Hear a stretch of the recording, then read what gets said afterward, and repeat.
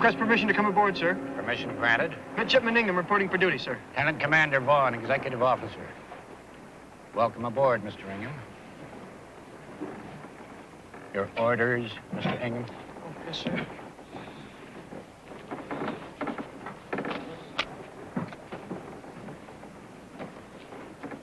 You have something for us, I believe, Mr. Ingham? Sir? Oh, yes, sir. Aye, aye, sir. Your mail, sir. Thank you, Mr. Ingham. Mr. Green. Sir. See to the distribution of the mail. Yes, sir. I've quartered you with Mr. Danforth. Do you follow me, Mr. Ingham?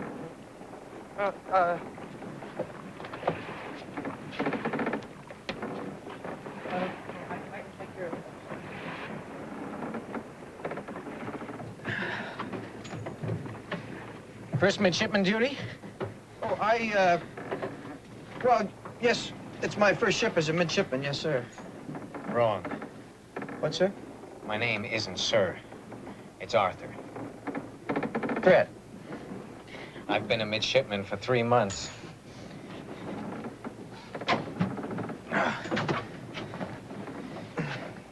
I've got squatter's rights on the lower, but if you... Oh, no, as a matter of fact, I prefer. Good. I get seasick in the upper. Now, mind if I go for my mail? Oh, please, sir. Sure, you'll be all right. You can find your way around without I a can guide. manage just fine, sir.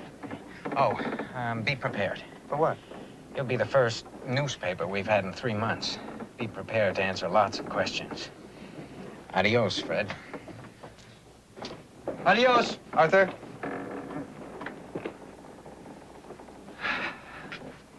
No. The way Mr. Clay worked it out is this. See, Maine comes in free, but Missouri's a slave state. Do we really need more states?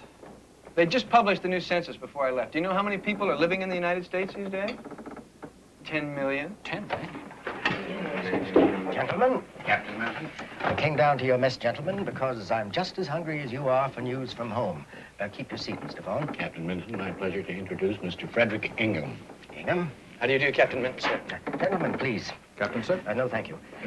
Catch me up, Ingham. What do my men know that I do not? I was just saying, sir, that Maine and Missouri have been admitted to the Union. One north, one south. Good. Let's try and keep up the balance. We'll need new flags, Johnson. 2 more stars. That makes 23, which is a hard number to square up, sir. Not at all. 4 rows of 5 stars, 1 of 3. Well, now, what's the biggest news from home? What are they all talking about?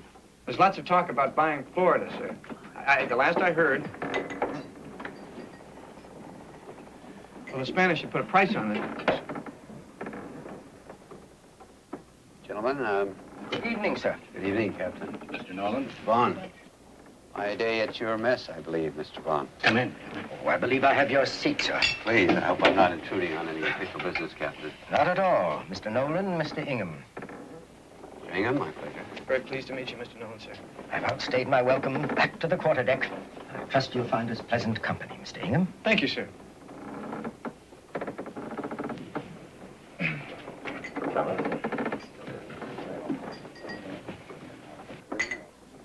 Oh, Thomas, I mean to ask you, would you bring that duty roster to me? I didn't know we had that many men in sick bay. Blowing from the south-southwest, Mr. Ingham, appears we're in for some weather. Yes, sir.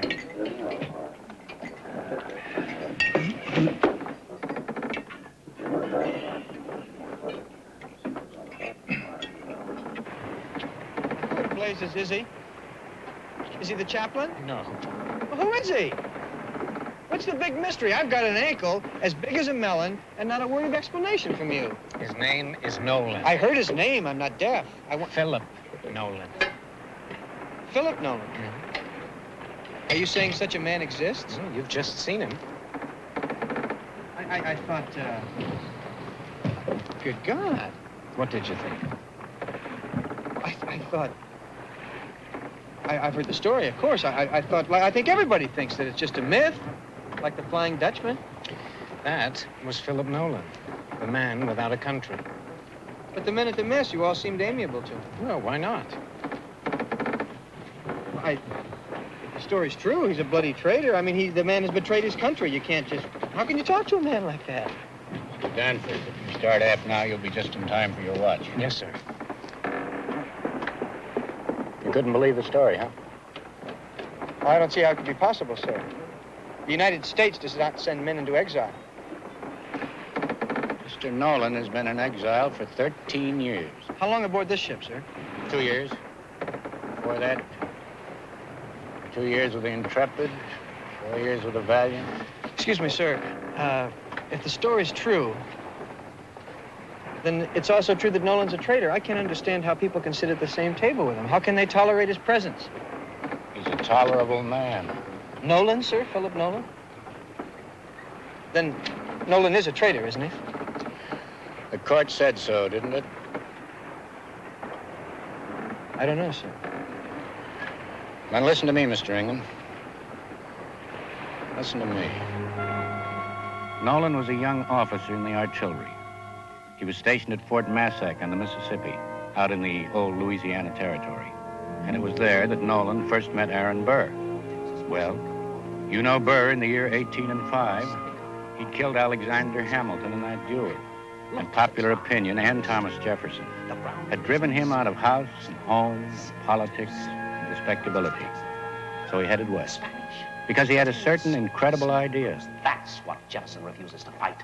Well, if he grovels, must we grovel too? Or do we do what Sister Jefferson is terrified of doing? Raise an army to conquer Texas and Mexico. It is I, gentlemen, who should be sitting in the White House. You all know that. By the grace of one miserly, misbegotten vote, Jefferson defeats me and now sits on the throne. Then what a singular foppery it is that I, the loser, should have the true vision for this nation.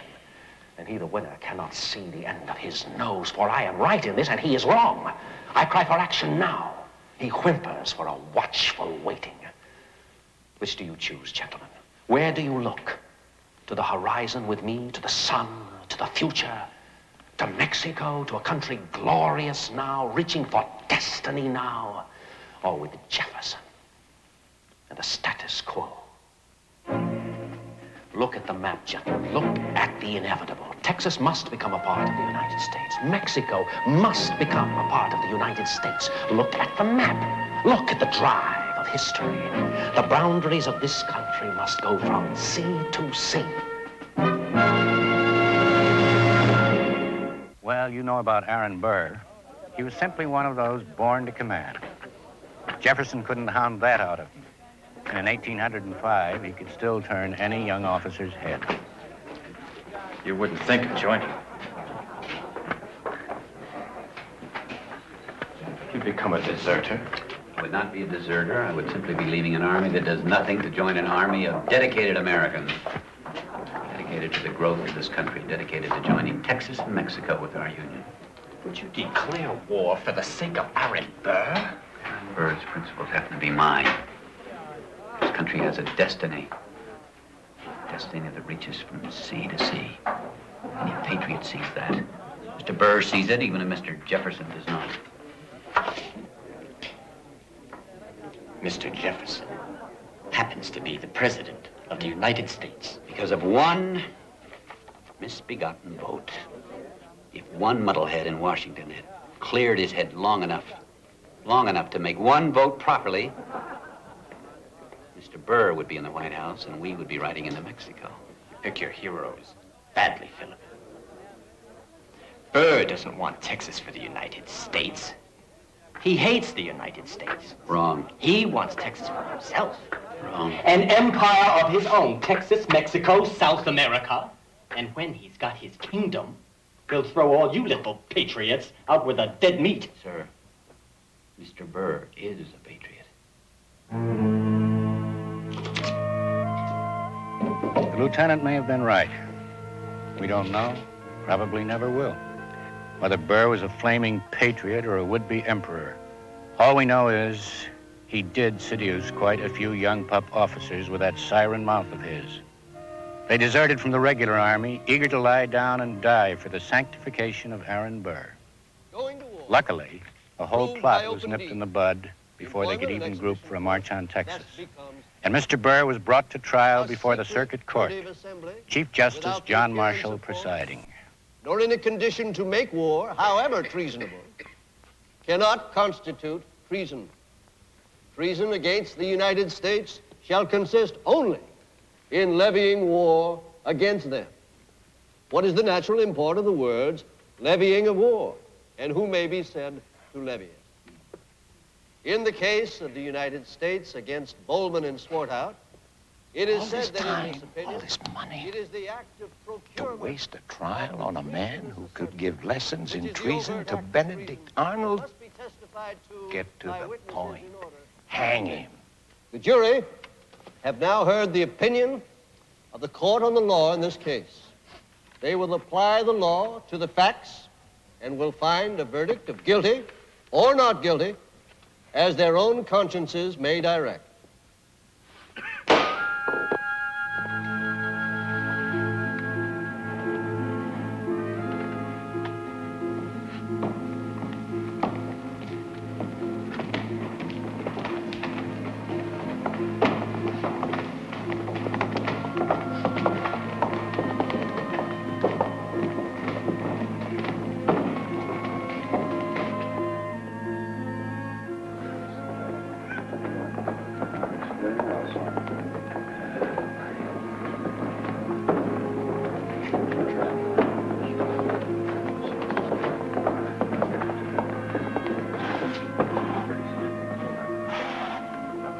Gentlemen of the jury, have you reached a verdict? We have, Your Honor. And what is your verdict? We of the jury say that Aaron Burr is not proved to be guilty under this indictment by any evidence submitted to us. We therefore find him not guilty.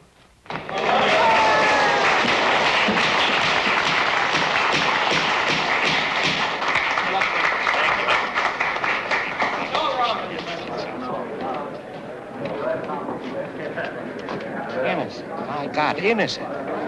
If Aaron Burr is innocent, then Mr. Justice Marshall is the traitor. Did you hear that charge to the jury? It was a mockery. What has happened to justice? What is happening to us?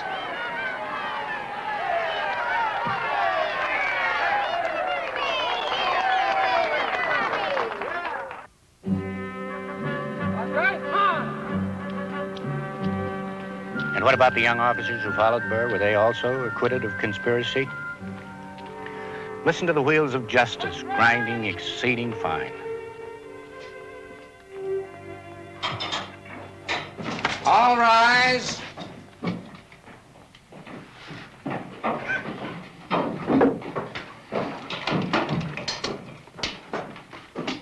Prisoner will rise.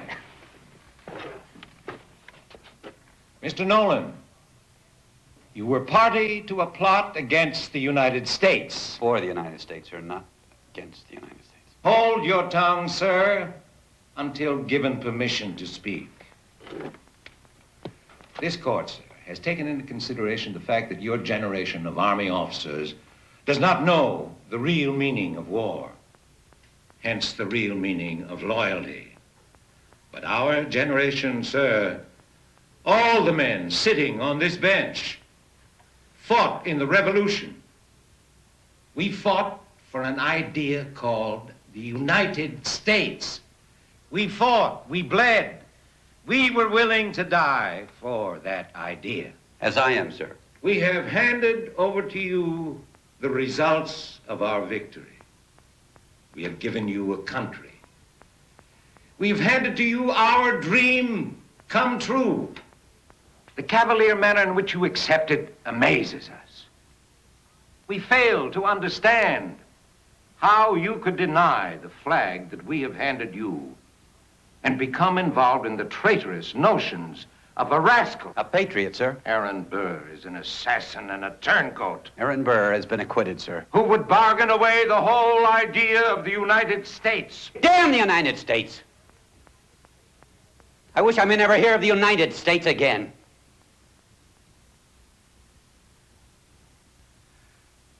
You have sworn on your faith as a Christian to be true to the United States. The prisoner will remain in the custody of the officers of the court until we return.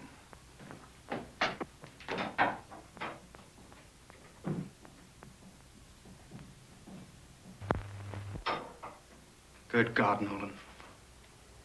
What right has he to slander Burr? Burr's innocent. He's been acquitted. Which is not the point. What a damn fool thing that was to say to Colonel Morgan. United States. With dissension everywhere. What does that old fool keep saying? We're united. I'm sorry.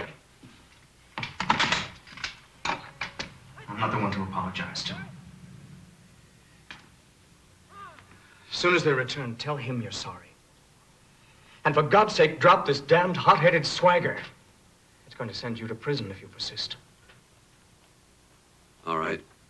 I'll kneel to his nibs and kiss his foot. Is that what you want? Nolan.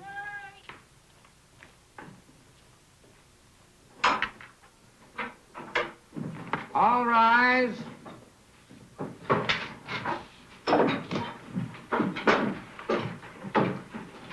Colonel Morgan, sir, I would like to... I repeat, prisoner. You speak only when permission is granted.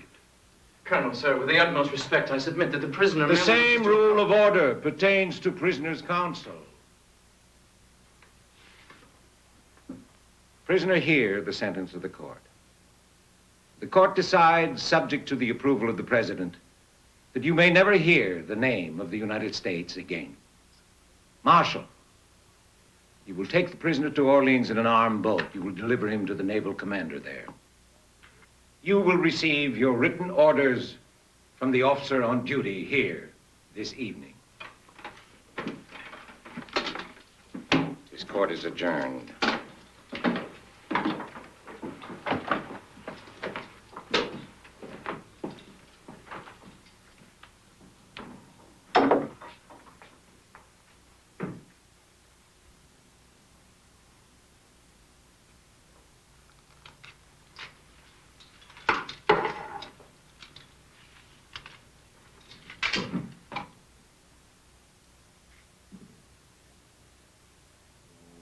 Yes, the prisoner got precisely what he asked for. But it was a long time before the prisoner understood the consequences of his request.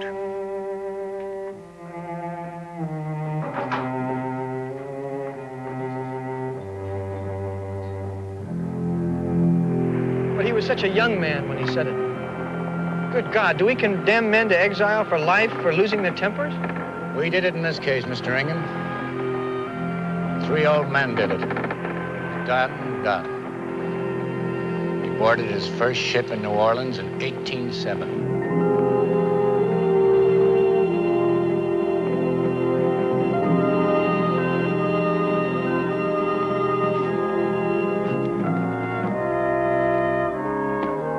His endless voyage had begun.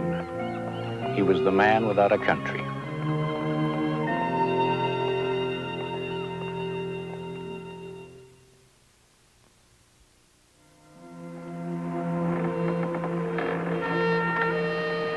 When it all started, none of our ships took long cruises. So for Nolan, it was ship to ship to ship.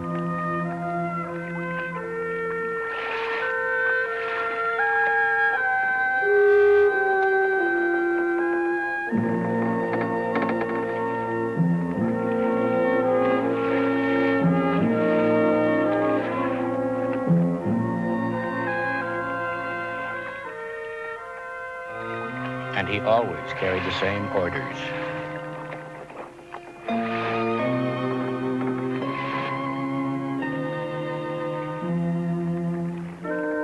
Sir, you will receive the person of Phillip Nolan, late a lieutenant in the United States Army.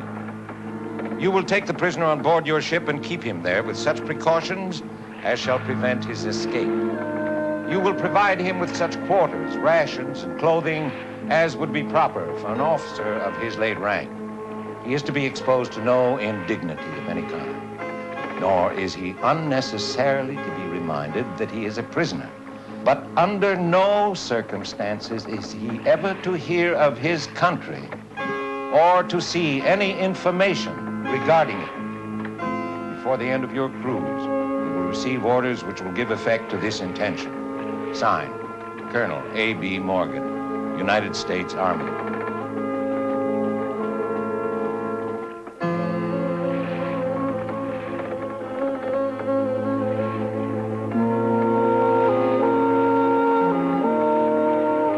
the beginning, he was himself, a brash young man. Considered his imprisonment a farce, affected to enjoy each voyage and all that sort of thing. It was well done. He was a good actor. But I think I can tell you the very day when he broke down. It's a story I got from poor Phillips, who sailed with him on the Adams. Now seems it far, now seems anear, now meets and now eludes the ear, now seems some mountainside to sweep, now faintly dies in valley deep.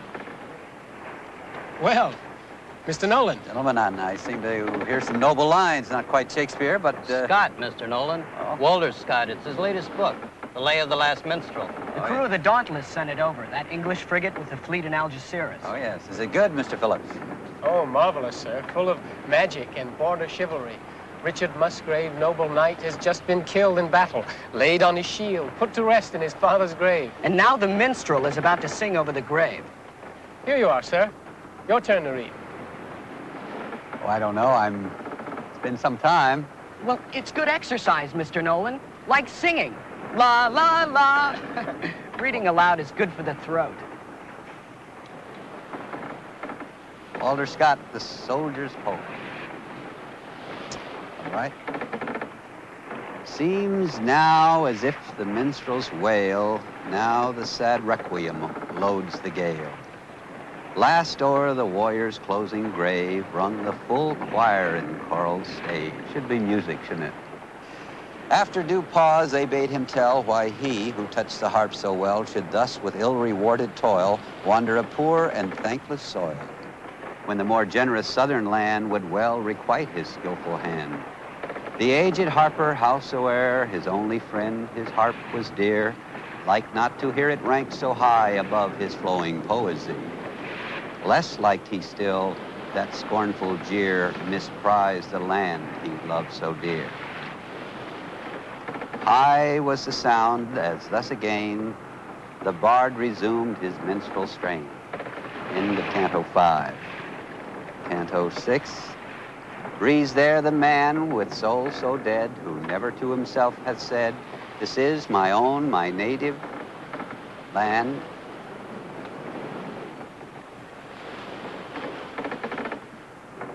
Mr. Nolan, let me assure you that none of us has ever read the book before.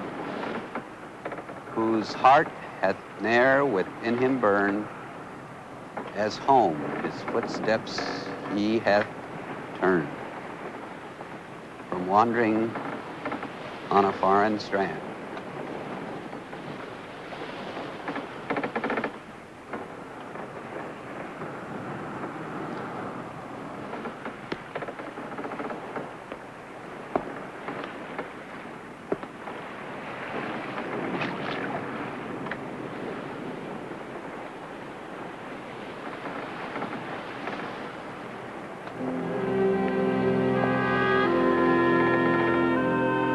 Phillips told me he was never the same man again on that voyage.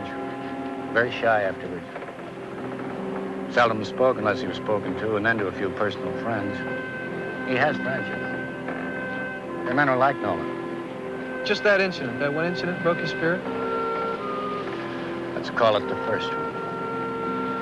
There were other incidents afterward. Once on board the Nautilus in the Bay of Naples. Yes, Vincent. Captain, sir, concerning the party tonight. Yes? Well, sir, there will be women aboard, sir. Well, I should hope they'd be women. Expect me to dance with the British ambassador? Come to the point. Well, we need a special cloakroom for the ladies, sir. Aha, you want to commandeer this cabin? Oh, no, sir. We want the one closest to the forward hatch. Mr. Nolan's. Ah. Well, sir, we can't very well ask Mr. Nolan to hand over his cabin and not invite him. Well, invite the man, for God's sake, and stop thinking like a bloody politician. Aye, sir. Thank you, sir. Just one condition. Yes, Captain. An officer will accompany Mr. Nolan at all times. Oh, yes, sir. Orders concerning Mr. Nolan will be observed to the letter.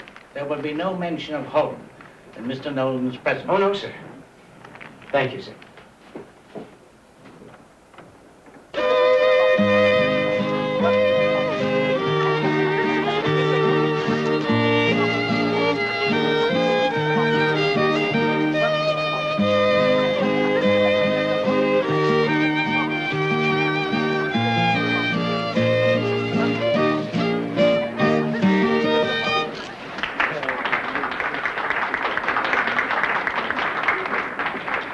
Yes, sir? What's that mean? Yes, sir. Your turn, Mr. Fellows. This is the 5th dance. Mr. Fellows has a few words he'd like with you, Mr. Nolan. Nice night, sir. I'll only be a moment, Mr. Fellows. Just let me inhale the ladies a little longer. Oh, no, sir. Stay. We're delighted to have you. Oh, Lieutenant Vincent.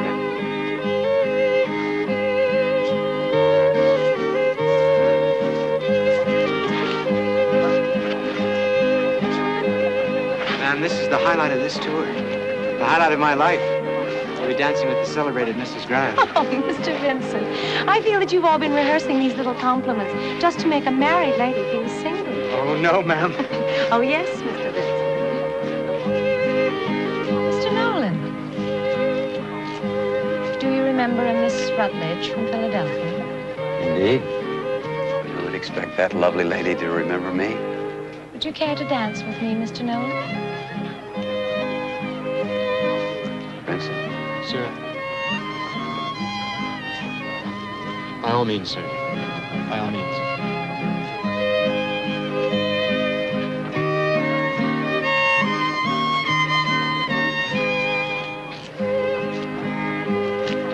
Six years, isn't it, Mr. Nolan? 7, Mom. At the Winterbottom Ball in Chester Springs, 7 years. And to think that you still remember me. Man doesn't forget. Dancing with the belle at the ball, ma'am. Flattery, Mr. Nolan. Thanks, Mrs. Graff. Careful, I shall have to tell Mr. Graff. You must meet him. He's the consul at Naples, you know. He's such a busy man. I've had to spend my entire married life living in and out of trunks. I've had to, how does my husband put it? Renationalize myself every year. Learn French in France, Italian in Italy. Do you parlez-vous français, Mr. Nolan? Un peu, madame, un petit peu. How marvelous. How marvelous it is to see a familiar face and talk civilized talk. I can't tell you what it means to talk to someone from home. What do you hear from home, Mom? Home? Mr. Nolan. I thought you were the man that never wanted to hear of home again.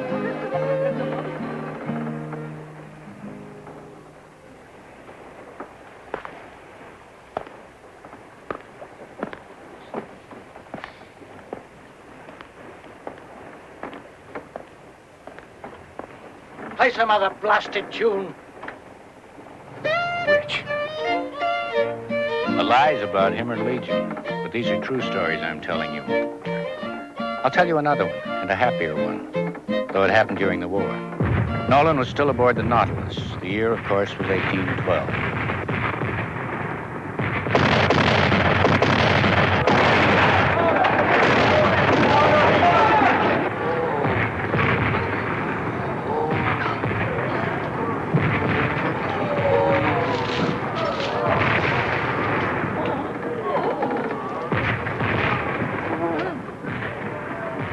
God, Mr. Nolan.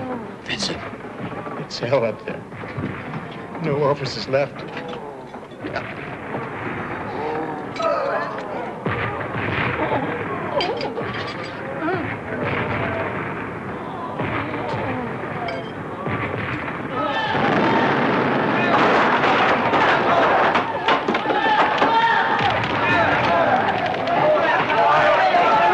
Men, back to your guns. Come on, lad. Come on. Look, get that fire. Get the fire. Settle down. I want it back up the clock, boys. Come on, lad.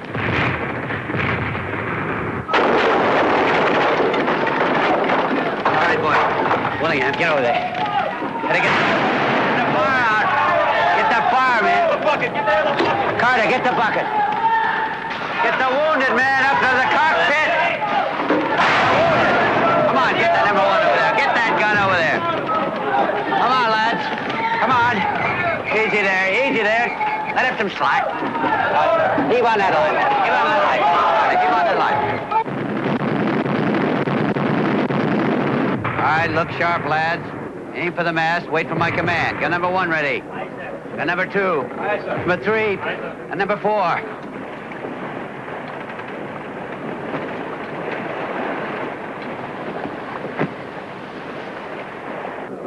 Number 4 ready yet?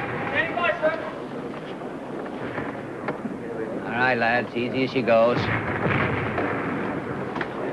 Hurry up. Aim high, lads. Easy. Easy. Aim. Fire!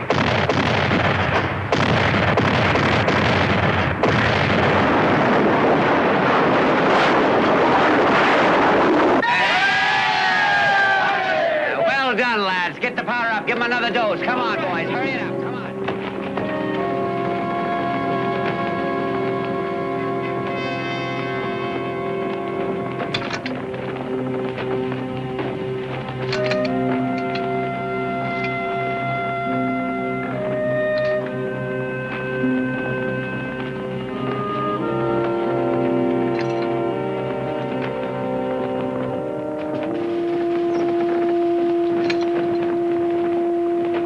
Would you come up here, Mr. Nolan?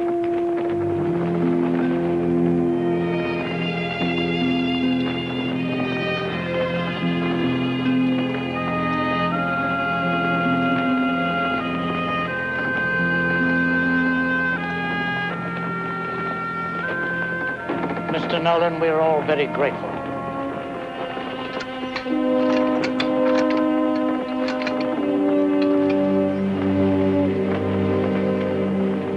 Put it on, Mr. Nolan, put it on.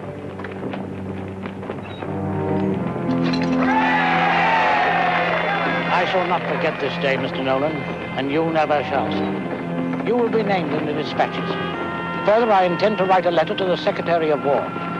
I intend to ask him, sir, that you might be pardoned.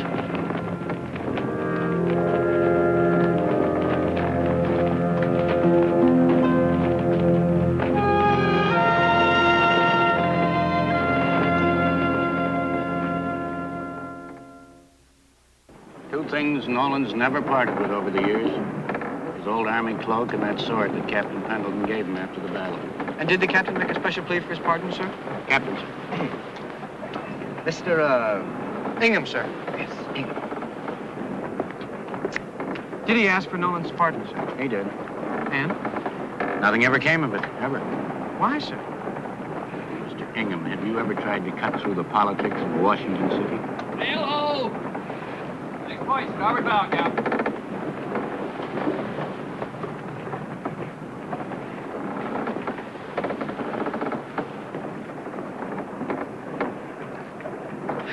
You can smell them. Yes, sir. It's a slaver, all right. So now we do the nasty business for the British again, eh? Johnnies in Washington make the treaties, and we're stuck in the South Atlantic with the dirty work. Battle station, sir? Helen, Mr. Vaughn. Slavers don't carry guns in these waters. Every available inch on deck and below is jammed with human flesh. 2 points into the wind, and hold as close as possible. Aye, sir. Captain, when we get within range, I want one shot across her bow. Aye, aye, Sam. Mr. Tompkins, break out the longboat. Aye, sir. Mr. Vaughn will head the boarding party. Aye, sir. Sir, you will follow Mr. Vaughn. Aye, aye, sir. Mr. Ingham, this will be your day of baptism. Not exactly by fire, but worse, perhaps. You two will accompany Mr. Vaughn. Aye, aye, sir.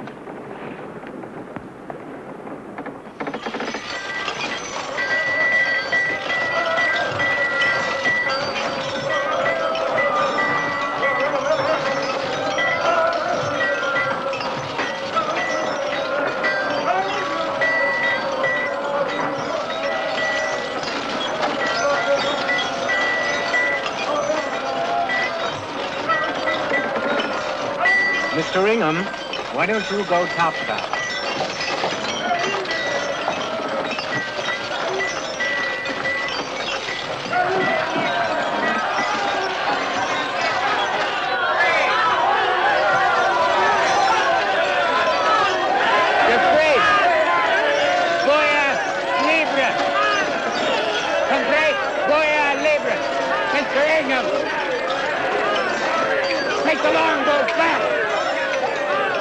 call the captain. I need somebody who talks Portuguese. Beau, you're free. Take him off. Up.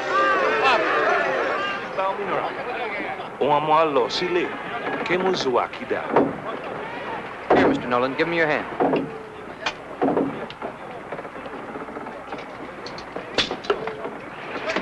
I hear about 15 languages out there, sir. They can't even talk to each other. But I do get bits of Portuguese. Do you speak Portuguese, sir? Oh, but Mr. Nolan speaks Portuguese. Tell them they're free, that's all. Tell them they're free. Liberado. Adoro. Aquí es Tortura liberado. Munsa muenchi. Por você agora, leva-nos a casa. He says, Captain, he would like to have them taken home. Tell him we'll drop them at Palmas.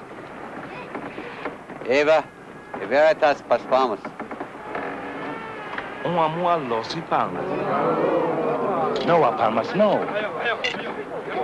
Esse não é peixe algum. De nós conhece. Como é que nos podemos registrar de la casa? Leva-nos os nossos filhos e esposa. Captain, he says they do not know Palmas. He says that they want to go to their own country, to their own homes, to their own wives. He says that, does he? Fancy that. Well, just inform him how lucky he is we saw to it they didn't reach their destination. They won't be slaves, they'll be free men. Isn't that enough? No, by God. Now he wants us to drop them off at every port along the Ivory Coast. We're not a damn ferry. Tell him that. Nos tempos se sienta cuando barco sea. Nos tempo estrado, amarrados de baraga para besos desde o como da virgem. Encalchado nosotros, culeras, deltados, nosotros, profias frisa. Captain, he says that they have been held in the hold of the ship for many days and many nights. He says that there were 170 of them when they started, and now there are only 60. He said there were 40 children, and now there are but 4. He says they have been chained together in a lying down position. He says that they've been forced to lie in their own filth, and that he himself was captured 7 months ago. He says that he has a very old mother and father, and that they will die if he does not go home. All right, tell him yes, yes, yes, yes. If they lived in the mountains of the moon, we'd see that they got there. If we have to sail through the great white desert, they shall go home. Eva, veritas tua casa. Zasu el kemos wakiba.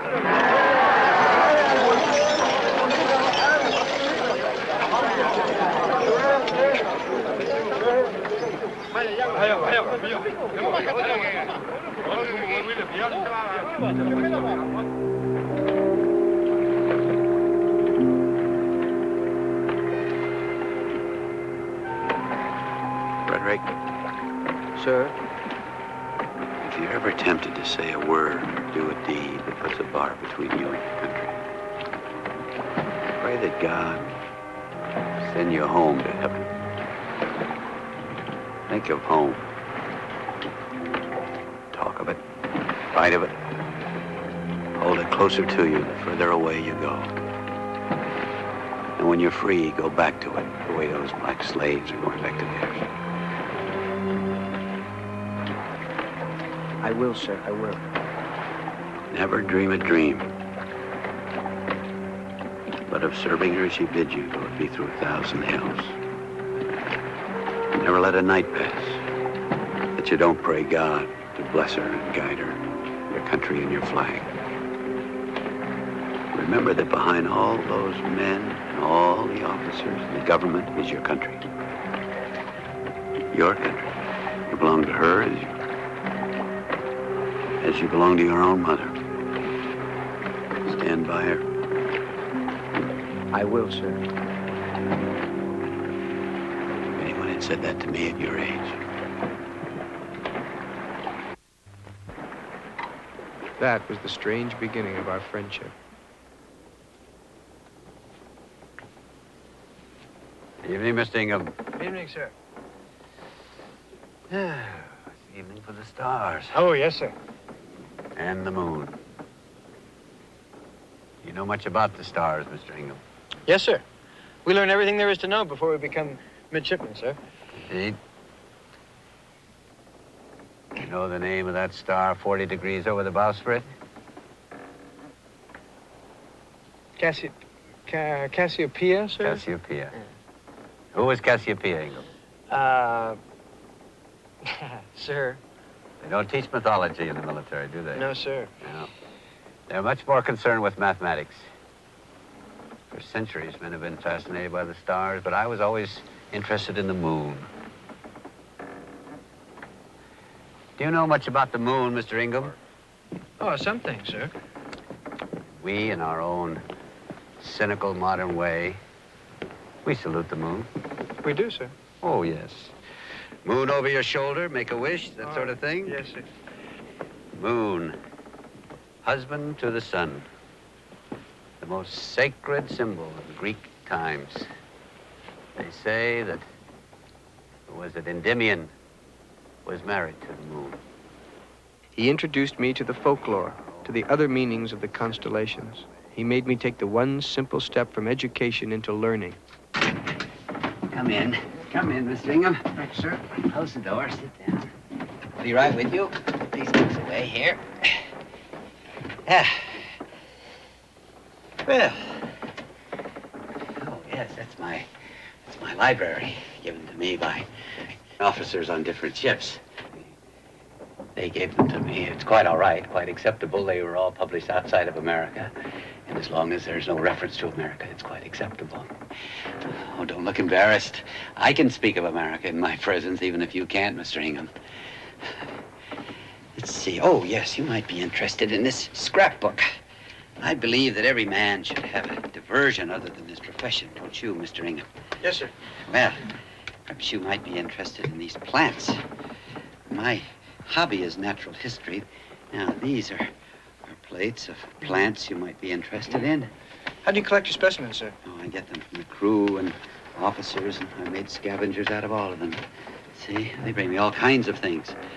Oh, birds, fish, centipedes, bugs, everything. How often do you work on it, sir? Every day, every day. Every day? 2 hours a day, yes.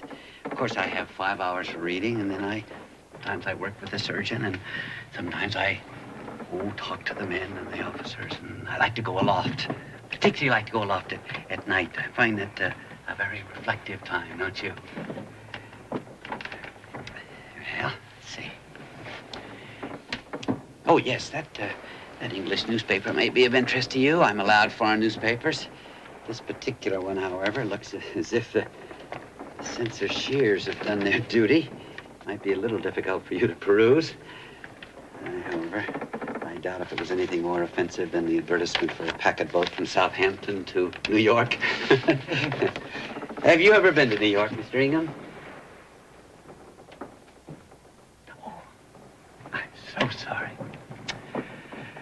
Oh, dear me. He could look at the moon and see Endymion. He could look at the antenna of an insect and see parables and miracles. That sort of thing interests you. His enthusiasm for all the works of God had not been dimmed by his remoteness from the world, had not been blunted by his terrible loneliness. What a superb teacher he was. It was Nolan who made me see books in the running brooks and sermons and stones. But every minute I spent with him, I felt the injustice of it, the cruelty and the terrible, terrible waste. I was his pupil aboard the Carruthers for a year, until I received new orders. Mr. Ingham. Thank you, sir.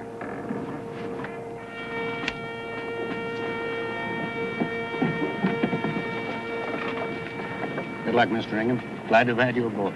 Thank you, sir. Fred, best of luck. We'll meet again. I hope so. Have you seen, Mr. Nolan,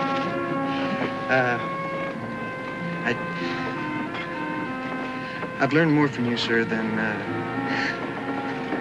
what I mean to say, sir, is I've come to... Beware of heroes, Frederick. Beware of heroes.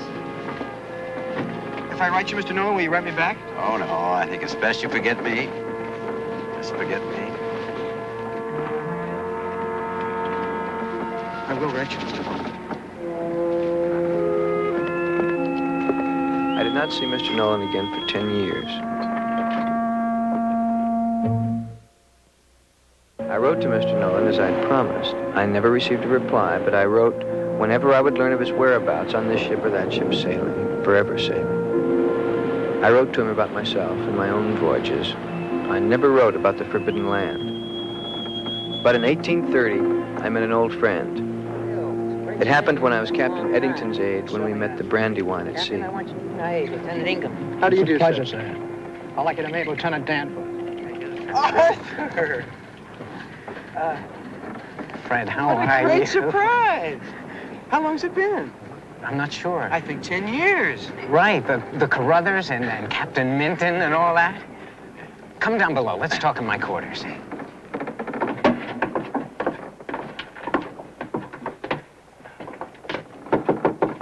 Permission to enter your own cabin? This isn't exactly my cabin. Yes? Hello, Arthur. Mr. Nolan. Frederick Ingham, come in, lad. Come in, lad. Good to see you. Come in. Sit down. Sit down. Oh, let me take a look at you. Well, this is a pleasant surprise. Oh, you look fine. Fred has come aboard for the day to visit us, Mr. Nolan. Visit us and surprise us. That's a lovely surprise, yes. Even more books than before, sir. Oh, yes. I must exercise my mind, you know. Spanish, Turkish, Portuguese, French. Do you speak all these languages? Oh, in my fashion, Frederick. I don't know how well, though. I don't get a chance to practice too much. I'm even studying the Chinese alphabet now. I'm sure I won't get a chance to practice that. Oh, sit down. Here, lad, come on. Thank you, sir. Let me tell you how much I appreciated those letters you wrote to me. Oh, sir, I can't tell you how I've looked forward to seeing you again. To tell you that the knowledge that you have given me, sir, was... I want to show you something that was given to me. The officers on this ship are a very good, decent bunch of men. And recently they honored me by celebrating my birthday on the islands of, what was that, Arthur? Islands of... The Azores. Azores. They presented me with this gift. Isn't that a lovely atlas? Oh, yes, sir. Of course, it's incomplete, but lovely nonetheless. You know, Frederick, when I first went to sea, there were 17 states. And today, there are 24. Think of that, 24. I know that because of the flag. They keep adding stars to the flag. I don't know what states they are, but I get a pretty sly idea by looking at the map to see what they've cut out. I'm sorry, Texas has never been cut out. I always hoped Texas would be a part of the United States. I don't know if I ever told you, but my brother and I, in our younger days, spent some wonderful days in Texas. We were hunting for wild horses. It was a remarkable experience. And the grand landscape, not unlike Spain in the countryside. I'll never forget those days. The reunion was all too brief, just a few hours, and I did not see him again for 15 years. So, gentlemen, in 45, I was for a time in charge of the Corvette George Washington. I'd picked the Washington because I knew Nolan was aboard her. We'd become shipmates again. And as luck would have it, Arthur Danforth was on the Brady, lying with us in the same flotilla off La Plata. For the occasion, we'd looked around the flotilla and we found Williams, who'd been with Nolan on the Catalyst, and Watrous, who'd been 2 years on the Angelus with him, and Morris, who'd sailed a year with him, and Waters, an Army officer who'd gone around the Cape with him. Just how good are these horses? After all, I'm buying them for the cavalry. I want the best. How good, he said. How good, senor? Well, damned if he didn't pull a piece of meat out of his mouth, hold it up. He said, "They are the very best, senor. Eat one for yourself and see." Damned if he didn't think I was buying the horses to eat. Your story recalls to mind, Mr. Waters, when I was a young man, indeed, just a lad. My brother and I, we were hunting wild horses in Texas. And it was a fascinating experience. We loved it. It's a remarkable landscape, Texas. Not unlike the country in Spain. And I've often wondered whatever happened to it. Is it still part of the territory of Spain, Texas?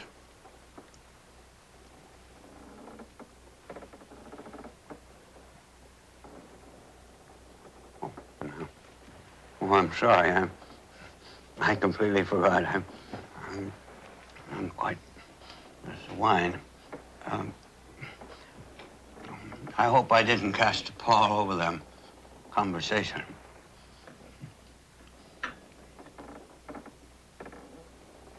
Mr. Nolan, you can now cut the territory of Texas out of your atlas.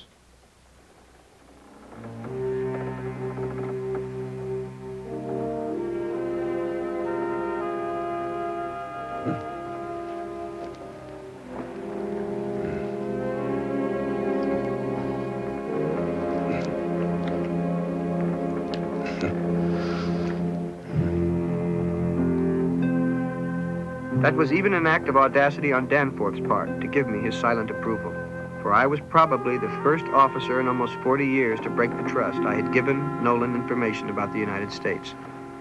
But it was a sublime moment, as much for me as for him, and looking at him suffering and exulting, I knew what I had to do. I carried with me to Washington documents and letters and files, my own research and Danforth's, and a collection from hosts of men who knew him. I would bring justice to bear in the case of Phillip Nolan. I had certain friends in influential places, so certain important governmental doors were open for me. The doors opened easily enough, and the important governmental men behind them listened to me. Very interesting, Captain Ingham. Very interesting. But of course you realize there is no precedent for this sort of case. There is nothing in the records to establish a standard.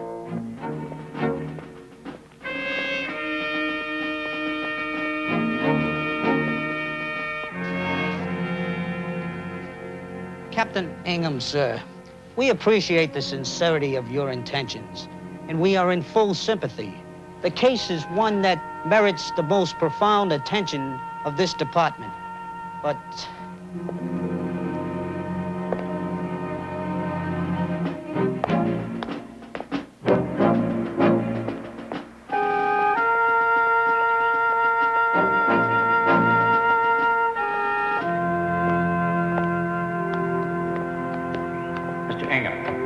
Have you ever tried to cut through the politics of Washington City?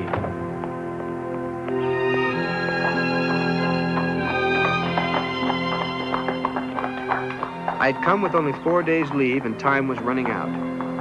I did have influential friends, and on the 4th day, I had an appointment with the great one himself, with the Secretary of the Navy himself.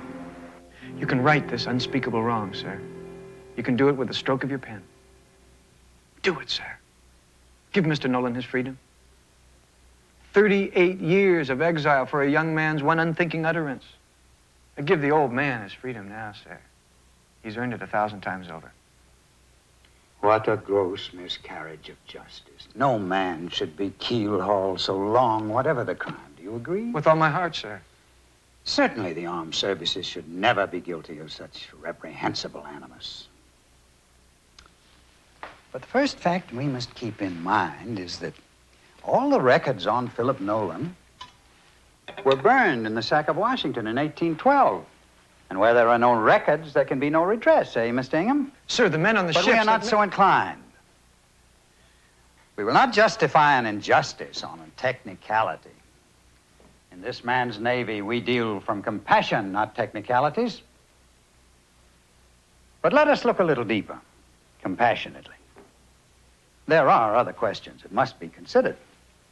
That very order of 1807 that sent Nolan to sea whether it exists on paper or not, is still a legal order. Shall I then cancel the legal order and let him go? What if he should then bring an action against the Department of the Navy for false imprisonment or even kidnapping? Sir, Mr. Nolan is not... Captain Ingham, sir, I am on your side. I think I have made that very clear. On the side of Phillip Nolan, on the side of the angels. But surely in return for that confidential expression of personal commitment, you can see my side of the question, my delicate position.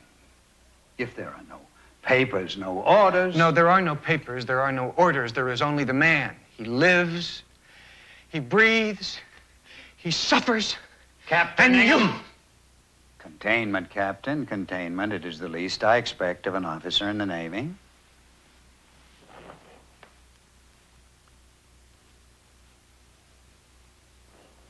I offer this advice, not in any official capacity, not as your superior in the department, Captain, but as a friend. The thing to do, sir, is to let it alone. Let it alone. And now, sir, now.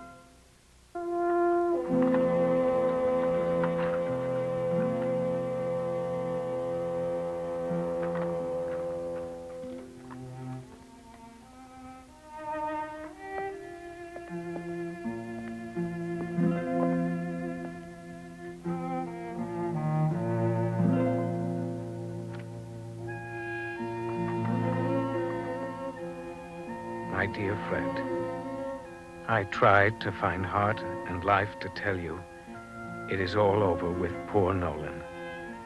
On this voyage, I have been with the old fellow more than I ever was.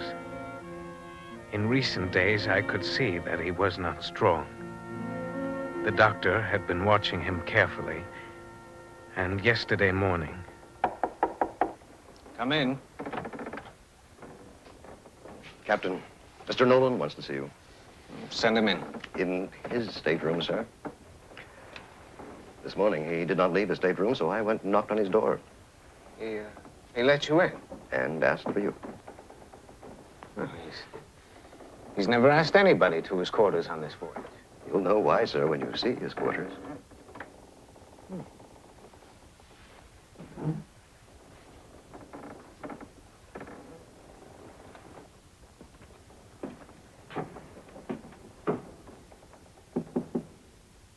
Come in.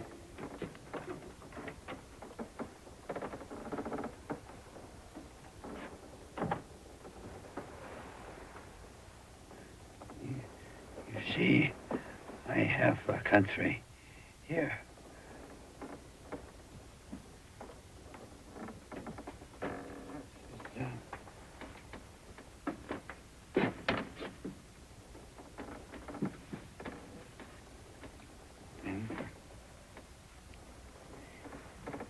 You know, I am dying. I can't go home. Surely, there is something you can tell me. Mr. Nolan, I am bound. Before you say anything, let me say something that I know you are aware of. There is no one on this ship or in America, God bless her, who is more loyal than I am. And no man can love the old flag and pray for her more than I do. There are 34 stars. I do not know all of them. Surely, Danforth, Surely you could tell me something before I...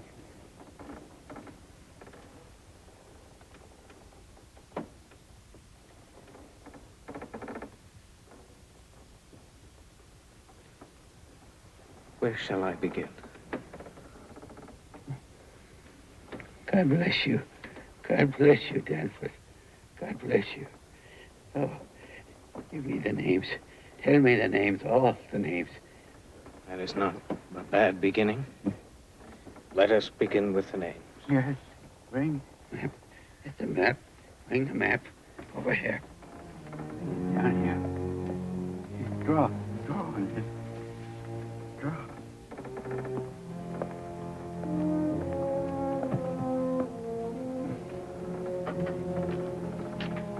Here. Draw on it.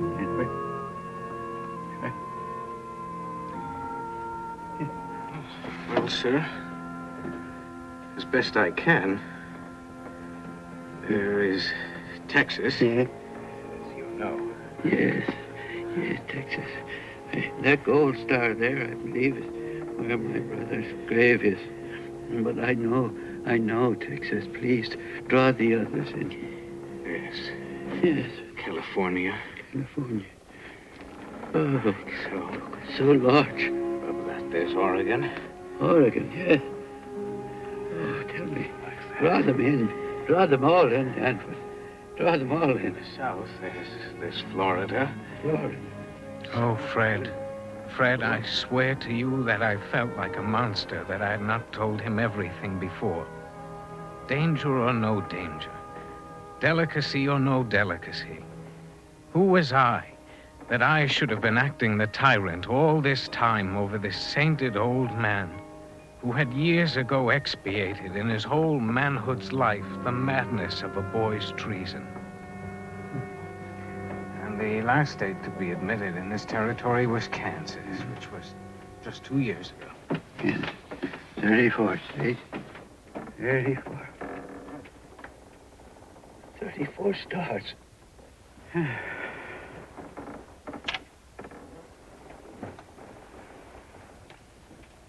34 states, and none of them were taken back.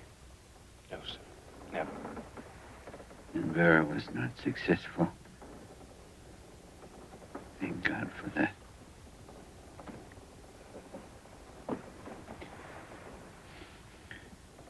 Tell me about the old war, where I took over the gun, and they gave me the sword.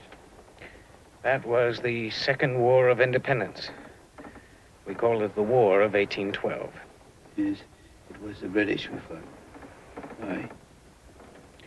Well, there was a general belief that the British were illegally seizing I tell you, and Frederick, searching American vessels. it was a hard thing to condense the history of half a century into that talk with a sick man. And I do not know what I told him. Of inventions and books and literature. In a half century at sea, he had read more books than a man can count. But he had never read Poe or Hawthorne or Emerson or Cooper. He had never heard of them. I told him of the discovery of gold in California, of Perry in Japan, but with the queerest interruptions that ever you heard. You see, it was Robinson Crusoe asking all the accumulated questions of 56 years. To free Texas.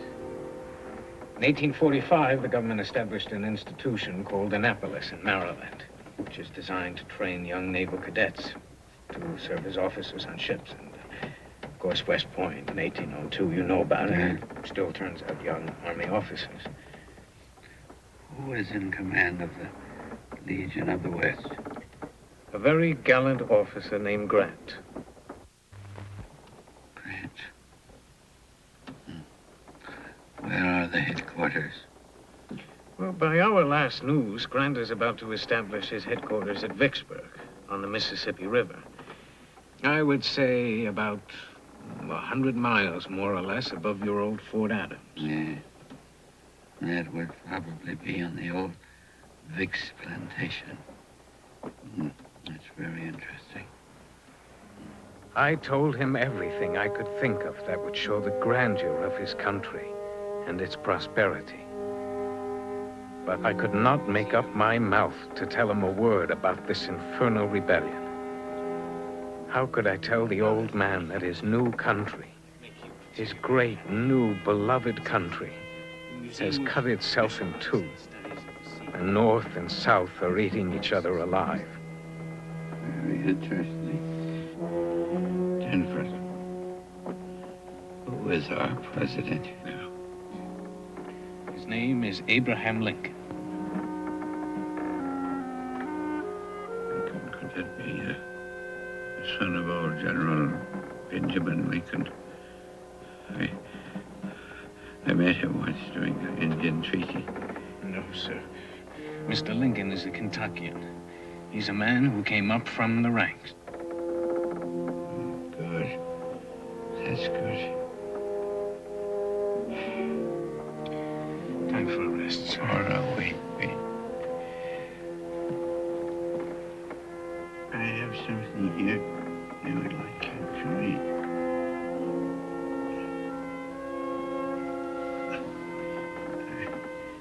Let it open. It will open at the right spot. Read it.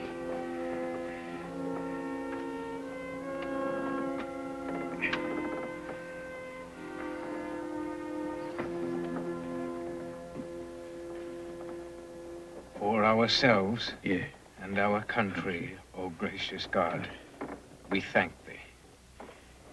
And notwithstanding our manifold transgressions of thy holy laws, thou hast continued to us thy marvelous kindness.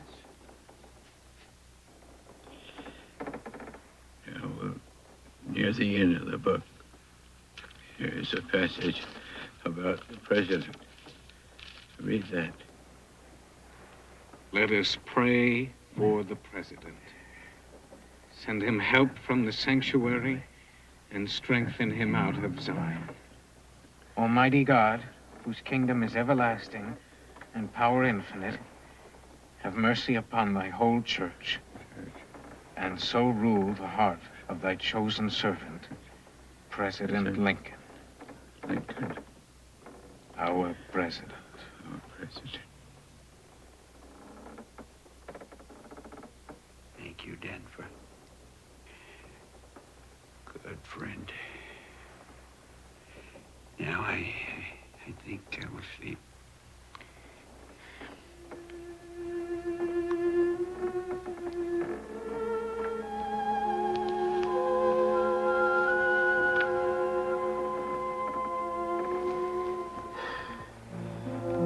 You take my Bible and look in it after I'm gone.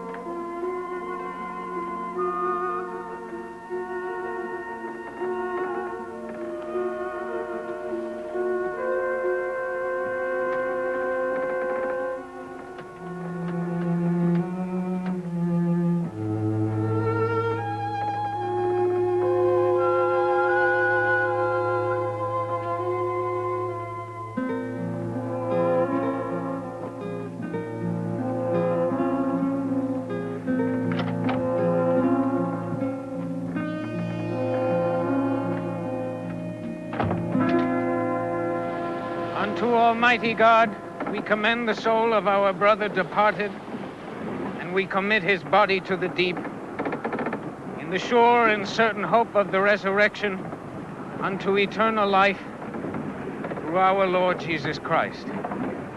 Amen. I will now read the first sentence of Mr. Nolan's last request. Bury me in the sea. It has been my home, and I love it.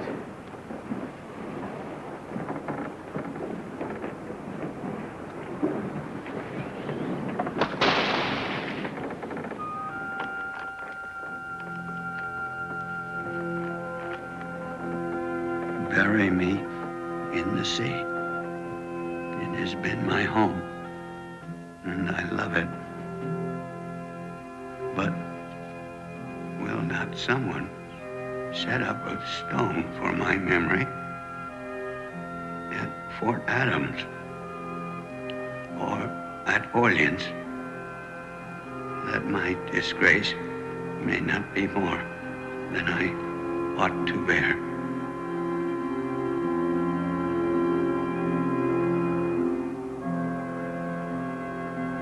Say on it, in memory of Phillip Nolan, Lieutenant in the Army of the United States. He loved his country as no other man has loved her. But no man deserved less at her hands.